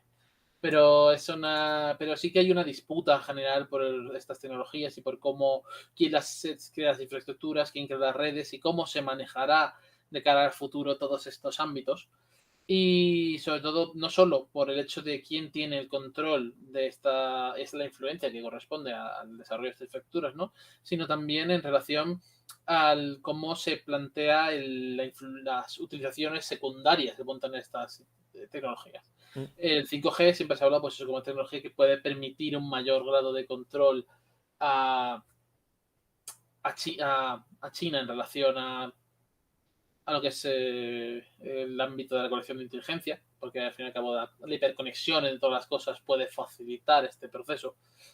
Es obviamente algo que podemos discutir hasta qué punto es cierto, una proporción más o menos legítima o no, hasta qué punto es más miedo que realidad, hasta qué punto siempre es un debate abierto, ¿no? Mm. Pues hablando de debate, voy a generar uno que es, Claro. nos pasó con Rusia, ¿no? Es decir, Rusia, bueno, ya saldrá alguno y pondrá banderas de invasión y tal, y me dirá muchas cosas, pero algo que se está viendo un poco en este conflicto de Ucrania es el tema de que muchas expectativas que se tenían sobre el ejército ruso, sobre sus avances tecnológicos, sobre su capacidad, al final quedó, no digo en agua de borraja, sino en que de lo que tienen de alta calidad tenían poco.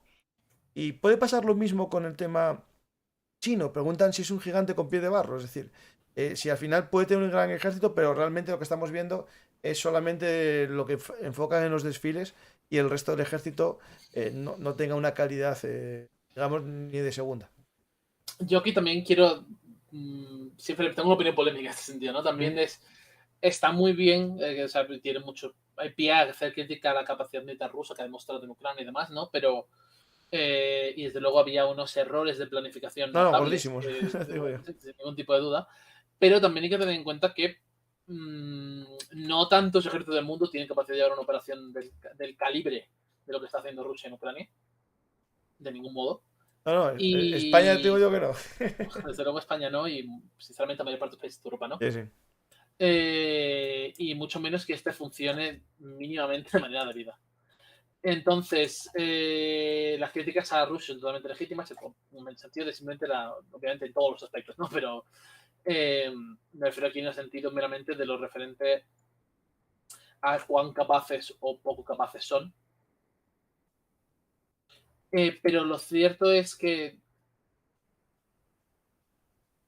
siempre es una crítica. No, hay siempre una frase que a mí me llena mucha cabeza. Rusia nunca es ni tan fuerte como parece ni tan débil como parece. No es ninguna de las dos cosas. Nunca es el No, demonio no, que va a yo estoy acabar con el contigo, no, yo mundo. estoy contigo, no, eso es Pero cierto. tampoco es nada. Quiero decir, no pondría a cualquier otro país de Europa en lugar de Ucrania a la hora de parar a los rusos y diría, pues lo van a hacer bien. No, no, en solitario ninguno, ya te digo yo. En solitario ningún país europeo. En conjunto sumados, Sí, por supuesto, claro, ahí es está. un tema diferente. Ahí están las banderas de liberación. Sabía yo que iba a poner Asgón, ya sabía yo que las ponía. Pues sobre el tema de la calidad, es decir, claro, ahí no sabemos nada porque va a pasar que lo que venden y tiene ese tanque que hace China, que está vendiendo a media África, claro, o sea, un producto de menos calidad que lo que fabrica para su país, que es algo típico también que hizo la URSS en su época y que incluso Estados Unidos también hizo. Es decir, no vendió durante mucho tiempo sus Sí, siempre mejores hay armas. versiones de exportación, sí. Ujú. Pues, algo más. ¿En China la mili es obligatoria? No que yo sepa, Yo no, creo que pero la están verdad es que no tengo profesionalizados claro. ya, me parece, sí. Yo sí creo que no es el caso. Sí, sí. Es importante, por cierto, una cosa que siempre es un detalle digno de mención. El ejército chino, el PLA, no es el ejército del Estado chino, es el ejército del Partido Comunista Chino. Es importante ese matiz. Es cierto que es el partido, es del partido el ejército, ¿no? Sí, Sí. sí, sí. Es muy interesante porque, por ejemplo, en la URSS se llamaba el Ejército Rojo. También estaba vinculado, no sé si tal nivel con el partido más que con el Estado, pero en China es cierto que es del partido. Sí. Y eso, claro, eso al final, ¿eso que es para evitar revueltas o...? Para tratar de mantener las lealtades Sí, dentro de sí. los mandos del partido a la causa del mando ejército a la causa del partido y no a otras posibles fuerzas. Desde luego yo pienso que es una... Sobre lo que decíamos antes de las capacidades de si China puede tener o no las capacidades en relación a lo que hemos visto con Rusia, yo desde luego pienso que los chinos desempeñarían... Yo creo que simplemente por la cantidad de inversión, de capacidad de recursos que pueden tirar a la inversión, desarrollo de la industria de defensa, lo harán mejor que los rusos, en el sentido de su desempeño será más elevado. Cuanto mejor es difícil decir. Sí, sí. Y dependerá siempre cómo se defienda al que ataca, ¿no? Es decir, hoy Taiwán, Sí. interesante que creó, bueno, el nuevo plan que tiene defensivo, vio el éxito de los drones y quiere comprar cientos de miles, no digo cientos de miles, pero cientos de drones pequeños de estos kamikaze para lanzarlos en ondanadas a lo que venga en barco, claro, porque ellos tienen un gran foso, es una gran ventaja también. Digo, Taiwán si fuese el enemigo a batir por China, ¿no? Es decir, pues no sé ya, Jorge, si más o menos finalizamos el Creo que programa. sí, yo creo que No casi tienes más está que bien. contar, ¿no? Ya te Yo creo saqué que cosas, ¿eh? a grandes rasgos. Sí, sí.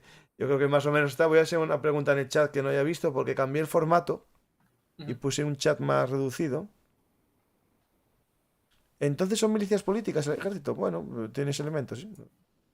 ¿Cómo está la moral civil o sus opiniones con respecto a las ambiciones del Estado? Eso creo que es meternos en algo muy oscuro que no vamos a saber nunca, ¿no?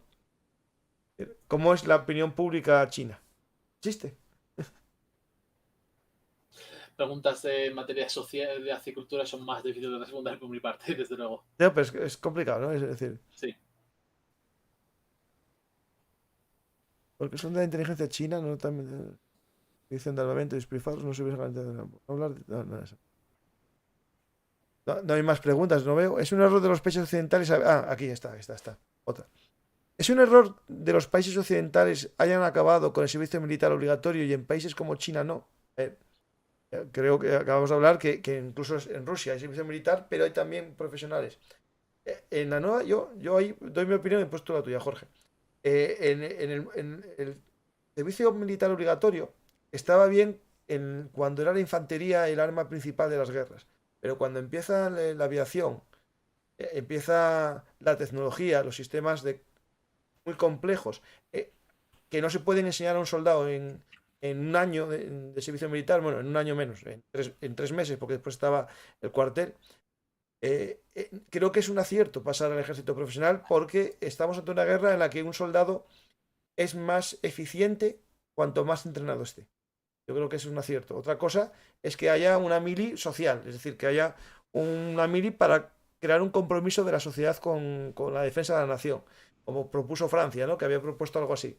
Pero realmente, para manejar la alta tecnología actual, no se puede hacer con un soldado de un mes de mili. O sea, un mes de mili, digamos, de campamento, ¿no? Pues lo otro era pasar el tiempo ahí. No sé tú, Jorge, ¿qué piensas? Pienso que es un debate interesante y que un debate que quizá no tiene una respuesta universal. No, no, Porque, Israel le va bien, pero es que Israel se juega los garbanzos ahí. sí, desde luego, pienso que aquellos países que tienen, por así decirlo, alguna amenaza existencial, Eso.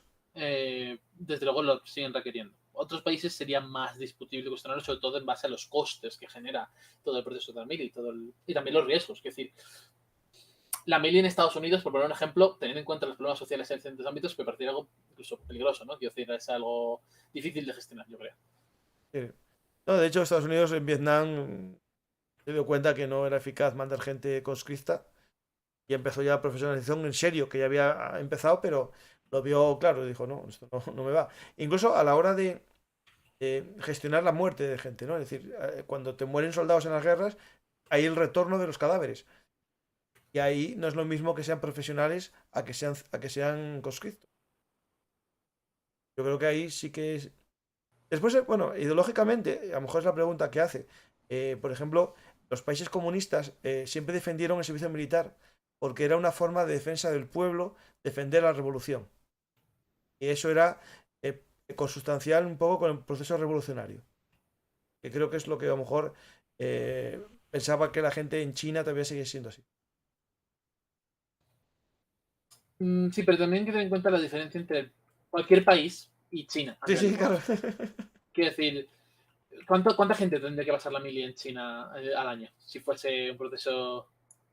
Claro, Claro, justo, sí, sí, sí, no, sí, sí, sí. Sería una locura. sí. Sería una Son locura. unas cifras que no podemos manejar. Quiero decir, pasaría más gente por la mili cada año que un ejército tienen en Europa en general. Sí, sí, claro. Hablaríamos a lo mejor de 10 millones de personas haciendo una mili. Claro. Bueno, es verdad que cada vez tiene menos hijos, pero Bueno, que eso está poco a poco corrigiéndose, sí, se porque en está los últimos corrigiendo. años Sí, sí. suspendieron también las políticas relativas a en general a esta política de un solo hijo y posteriormente dos hijos y demás. Mm. Ahora ya están suspendidas y hay libertad en el sentido de ten cuantos hijos cuantos quieras para corregir Pero precisamente por lo que ahora viene en parece que no demográfica. tiene éxito, me parece.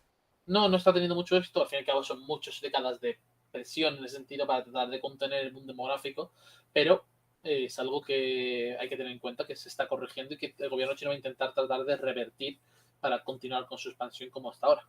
Sí, sí, claro. No, y el problema demográfico que tienen como Europa ya, es decir, pero eso Sí, agravado por digamos, una pirámide con menos riqueza para mantener a los jubilados. Es decir, pues, Jorge, yo creo que ya podemos finalizar. Ya, espera, tengo el contraataque ya de Nopor. Ahí en los chats, no sé, entra gente a poner anuncios, no sé quién va a entrar a ver eso. realmente son un poco... Sí, No invita, no invita a entrar. No, no invita a entrar, no, no. Oye, espera, que me está saliendo Pues muchas gracias, Jorge. Animo a la gente a leer el libro. Y de hecho va a venir la próxima semana Ángel. Va a venir a hablar de la OTAN. Aquí cambiamos los capítulos. Le dije que podíamos hablar algo sobre la OTAN, un poco el papel de la OTAN futuro, el papel de España en la OTAN y un poco vincularlo por ahí. No sé, bueno, va a ser como improvisando sobre la marcha. Yo iré preguntando y como tú, Jorge, Ángel irá respondiendo. Y después, cuando quieras, esta es tu casa.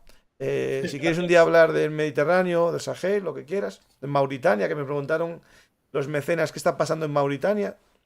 No sé si puedes decir algo, si sabes del tema, porque Mauritania en particular no sabría decirte, algo la está verdad. pasando, porque al parecer le afecta lo de la relación entre Argelia y Marruecos. Me parece. Voy a ver si Sí, desde luego están afectados por esa cuestión de Sahara Occidental, siempre ha sido relevante para Mauritania, ¿no?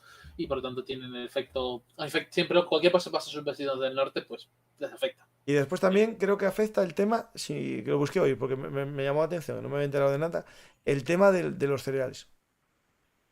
Sí, probablemente. El que tengo más idea de cómo ha afectado a otros países de más al este, por ejemplo, el Líbano o Egipto, que sí que tenía una dependencia muy grande del tema de los cereales rusos y ucranianos, pero sí, sin duda probablemente se ha afectado. Eh, Pues es gracioso, ¿no? Que el Nilo, que era el granero del Mediterráneo, el granero de Roma, tenga problemas con los cereales. Sí, es irónico cuando menos. Sí, sí, sí. Porque el agua del Nilo sigue siendo lo que no tendrán es desarrollo el regadío, aunque Nasser y toda esa presa de Asuán había hecho un sistema era para eso, para el sistema de regadío, ¿no? Sí, sí. Pero bueno, estarán otras cosas y no a la agricultura. Bueno, como aquí. Desde luego, megaproyectos en Egipto hay muchos. Sí, sí. Pues muchas gracias, Jorge. Animo a la gente a dos cosas: a ver el canal Descifrando la Guerra y a leer el libro, que es el que me trajo a ti hoy. Fuego en el horizonte. España, la nueva geopolítica mundial. Lo podéis comprar en cualquier librería, pero si queréis ayudar a Bellum Artis, podéis comprar el libro Fuego en el Horizonte o el de Camino a la Guerra de Ucrania, también de los amigos de Descifrando la Guerra, en los enlaces de compra de Amazon que pongo en cada programa.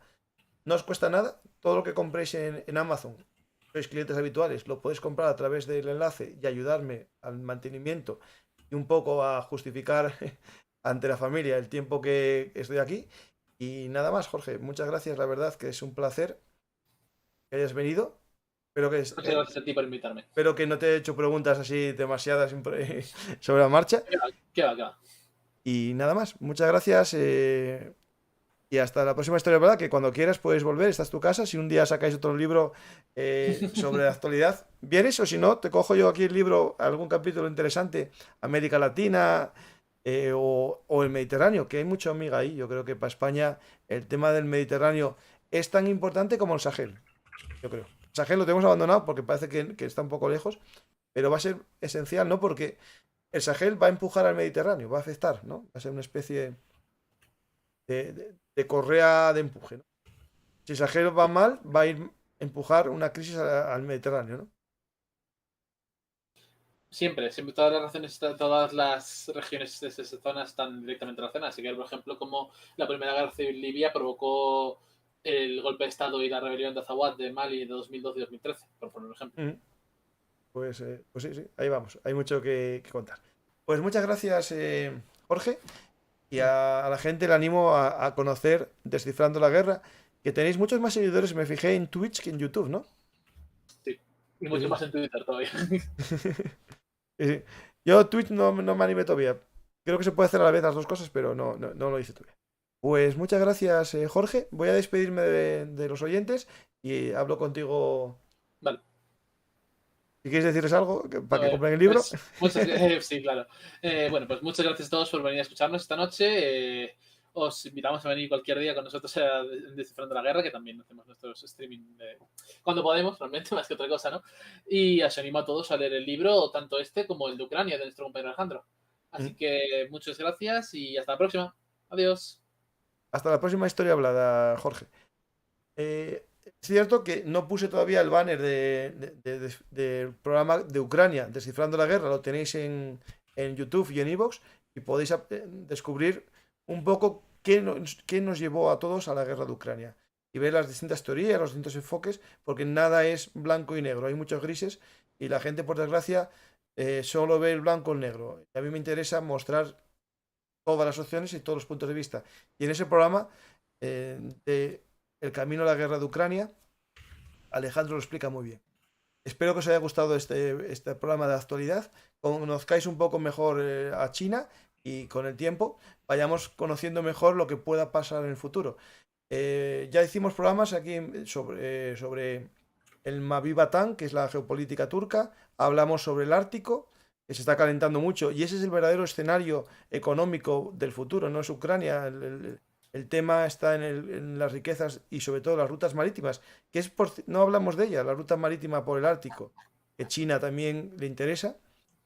Y el viernes, es decir, en 2 días, vamos a hablar sobre Kaliningrado, ese portaaviones que está situado en mitad de la Unión Europea ruso y que está muy caliente también por el bloqueo que está haciendo Lituania a las rutas de suministros.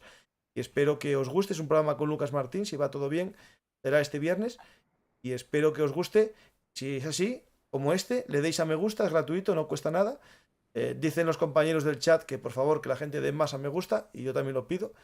Es gratuito, que dejéis un comentario y si os gusta mucho, lo compartáis en vuestras redes sociales. Y también, si queréis, podéis invitarnos a un café en nuestro sistema de micromecenazgo en patreon.com/belunartis. Voy a finalizar con una cosa que descubrí, a ver si me queda chulo y funciona.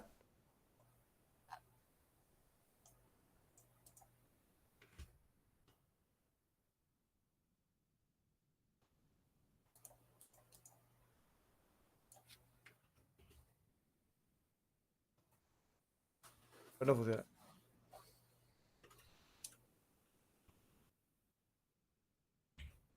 Hola amigos de la historia militar. Si os ha gustado este contenido, por favor apoyadnos en iVoox, YouTube o Patreon. Recordad que Bellum Artis es vuestro canal de historia militar y trabajamos para daros los mejores contenidos. Muchas gracias a todos y hasta la próxima Historia Hablada. Y no os olvidéis de dar a me gusta y compartir. Hola amigos de la Historia Militar. Si os ha